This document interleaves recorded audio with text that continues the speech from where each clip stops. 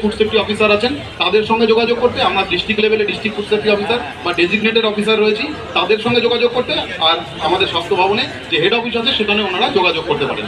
কারণ এটা একটা বড় চ্যালেঞ্জের জায়গায়। দেখুন আজকে সমস্ত বিষয়ে যদি আপনি খেয়াল করেন যে প্রচুর আমরা শিক্ষিত বিভিন্ন জেনারেশনের বিভিন্ন সেকশনে আমরা হয়ে আসছি, কিন্তু প্রপার কিন্তু সবাই চাকরির সুযোগ পাচ্ছি না।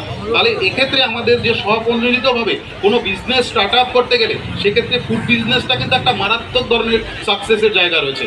যেখানে ধরুন আপনার কাছে যদি লাস্ট 100 টাকার নোট আপনার পকেটে থাকে তাহলে কিন্তু আপনি খাওয়ারই খুঁজবেন, অন্য জিনিস কিন্তু আপনি কম্প্রোমাইজ করে নেবেন, কিন্তু আপনাকে সারাদিন হলে একবার অন্তত খেতেই হবে। অর্থাৎ এই খাওয়ার ব্যবসাটাকে যদি আমরা মহিলাদের এম্পাওয়ারমেন্টের জন্য ব্যবহার করি, আমার মনে হয় অনেক সুন্দরভাবে আমরা সফলভাবে এগিয়ে যেতে পারবো।